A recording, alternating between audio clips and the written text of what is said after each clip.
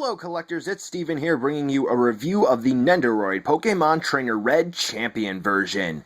After the amazing success of the original Red, we were treated to this deluxe set with all three Kanto starters grown up, Venusaur, Charizard, and Blastoise. However, we get less accessories for Red himself. Does this balance out? Is this still the silent badass we know and love from the games? Despite it being exclusive to the US Pokemon Center and its website, this is sure to sell out throughout this year. So let's take a look to see whether or not it's worth adding into your collection. The Red that we get in the Champion version here is pretty much identical to the originally released Red. Now, there are some differences, such as a lack of accessories and some different balls. So I won't spend a whole lot of time going over Red, since I already have a really awesome review of the original one up. However, I will show you all the things you get with Red. Now, before I get into the nitty-gritty of the Champion version Red, I would like to point something out. The two Reds are not identical, even if it's only by a technicality. Yeah, so the Champion Red here on the left actually has a little bit of a darker look than the Nendoroid Red on the right. You'll also notice that the faceplate on the Champion Red is a bit glossier than normal. One of the big things that stands out between the two, though, would be the color of the hair. You can definitely tell that the normal Nendoroid Red has a much brighter paint app than the Champion version. And taking a quick look at the paint apps overall, you'll be able to see that for the most part they're clean, maybe a little bit of paint bleed here or there. The sculpt is also very nicely done too, and you can tell that there is some really care put into the overall look of Red. You will not be disappointed with this one. Red's articulation is overall very simplistic like other Nendoroids. Nothing to write home about except for it gets the job done. The main display value here is along with the accessories. So, first off, we have the swivel hinge for the neck, which is effectively a ball joint. You can get Red to look around as much as you want. The shoulders, we have a basic swivel here. The bicep, we have a swivel. This way you can move Red's arms around very easily. The wrists, we have a swivel.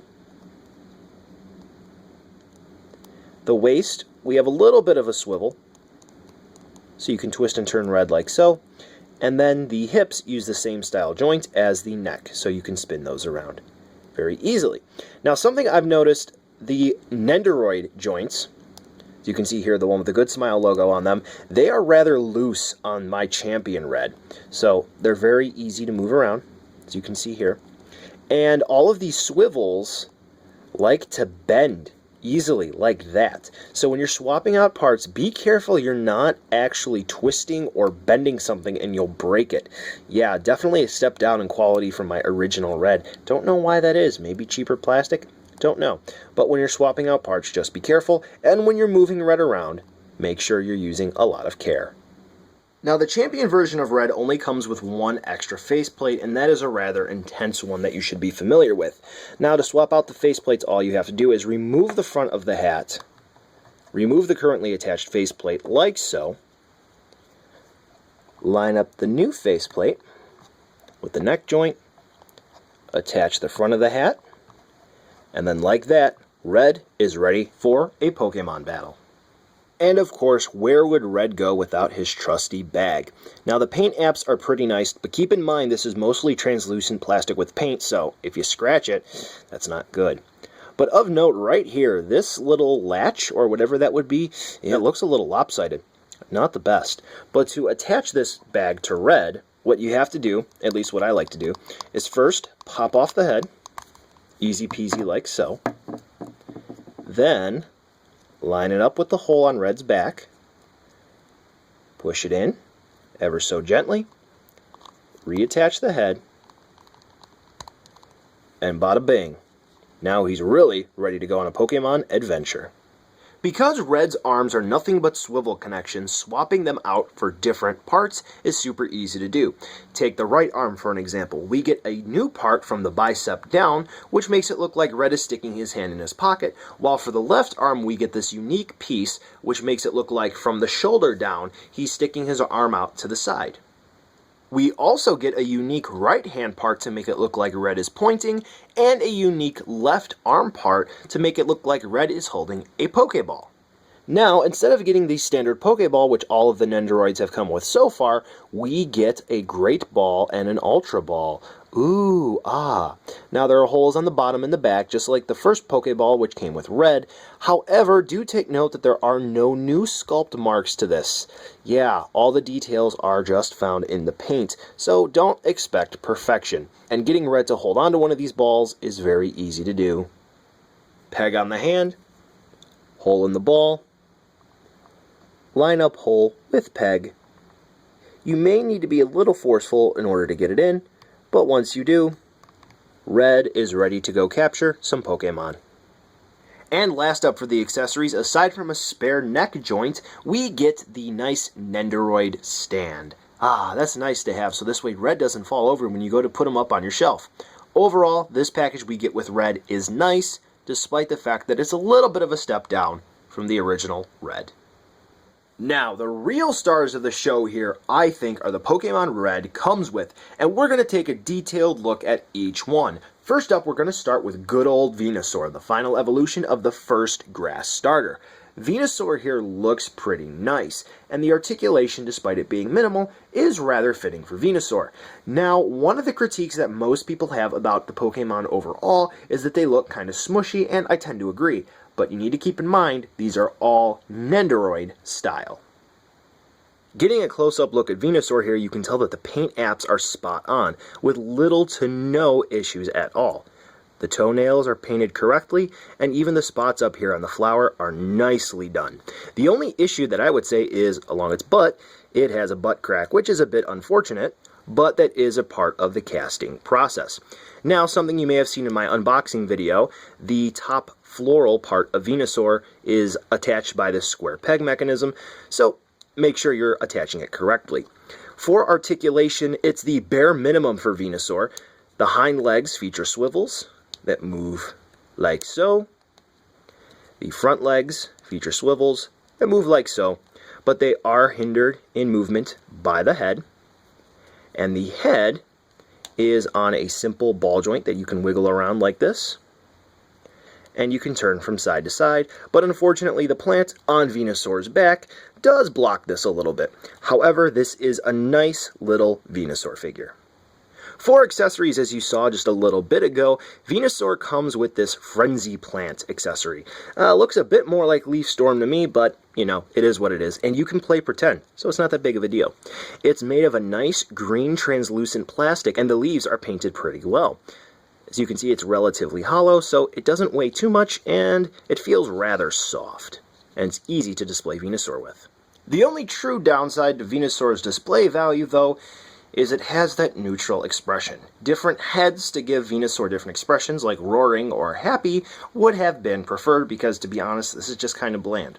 But still, Venusaur is a great addition to this set. Up next, we have the fan favorite Charizard, and arguably it is the best of the three. It's very expressive, and relatively speaking, it looks great. However, it's not without issues, even if they're small. So looking at Charizard up close, you can tell that the sculpting detail is really nice. One clear example of this is the line right here on the mouth where you can tell that the jaw is indeed closed. The nostrils have little indents in them, so do the horns. It just looks great. Now, if you look here at the belly, you can see that there's a nice cutaway right here, so this way you can tell the difference between the belly and the rest of the body. However, you'll notice that the paint is not exactly crisp. But if you look at things like the claws, it's forgivable. You can also take a look at the wings here where you can see there is some nice sculpt detail going on there, even if it's just relatively small. And the bluish paint here, neatly applied. Flipping it over to Charizard's back, you can see that the flame on the tail is nice and translucent with a little bit of paint, so that's always a plus. Now for the articulation, Charizard, again, is relatively basic, but it's the best of the three, I would say. The head is on a nice ball joint, so this way you can get Charizard to look basically all the way down and all the way up, which is awesome. Of course, side-to-side movement is available. The shoulders are swivels, as you can see here, as are the hips. You can even see there's paint detail on the underside of the feet. Unfortunately, no tail movement. That's a bit of a disappointment. They could have easily worked a swivel in there, but c'est la vie. Now the wing joints. These are your typical Nendoroid style neck joints, which were utilized for the base of the wings. So yeah, they're easy to pop out. So you get swivel hinge movement there. So free to move around, Charizard is great. Now, along with Charizard being, I would say, the best Pokemon of the set, it also comes with the best effect parts. Here we have what is supposed to be Blast Burn. Also kind of looks like Eruption to me. I don't know. And it is made of a translucent plastic with some paint to it, as they all are. However, what makes these awesome is that they double for generic effect parts, because who's to say that this isn't some sort of explosion effect for a Common Rider, or maybe an Ultraman? Hey, maybe Godzilla's shooting at the ground and causing some sort of explosion there. So it's really nice to have these, and they're super easy to display alongside Charizard. Because as you can see here, you can move them around freely because they don't clip to each other, and it's up to your imagination as to how you want to use them. It's also great that they come in different heights, so this way you can sort of give it this staggering display here. Last up for the Pokemon which come with Red is Blastoise. And as you can tell right away, it looks very nice. All of the sculpting marks are great, and the paint applications are pretty cool. The articulation is also rather nice for such a simplistic figure. And bringing Blastoise up close, you can really appreciate the nice sculpt marks, such as right here on the plastron. You can even see that the knees are nicely defined. The paint for the claws could be a little bit better. As you flip it underneath here, you can see there's some bleed, but c'est la vie. There's also a note back here for the shell. Though it may look nice, be aware that the white paint kind of blends in with the brown. You can see around some parts it's not exactly clean, like maybe there was a spray that was applied that didn't quite get on perfectly, but such is life. Now for the articulation, it's very simple and is somewhat similar to the D-Arts Blastoise, and you'll see what I mean. So the shoulders, we have swivels, which is nice. Then we have swivels at the hips, swivel at the tail. The neck is on a ball joint. As you can see here, you can spin the head all the way around, get them to look all the way up, or about that far down, which is pretty cool. And then the cannons are actually, if it'll pop off, on a Nendoroid style neck joint. So if you want to twist the cannons around and get them to pose in different ways, forward and back like this, or if you twist and turn it, so you move the cannons around that way, you can. So when I said that the articulation is similar to the D-Arts Blastoise, yeah, as you can see, it's very difficult to get a lot of articulation in this body design. Blastoise's effect part is the Hydro Cannon move, made of clear plastic, completely translucent, with some nice white and blue paint applications. The sculpt is great, as you can see it's spiraling up, and attaching this to Blastoise is super duper easy. All you have to do is plug the different Hydro Cannon parts into the cannon on Blastoise. Now, though this may look great on display, unfortunately, unlike Frenzy Plant and Blast Burn, you can't use this really with other figures, so it does have limited use, but like I said, it makes a great display piece with Blastoise.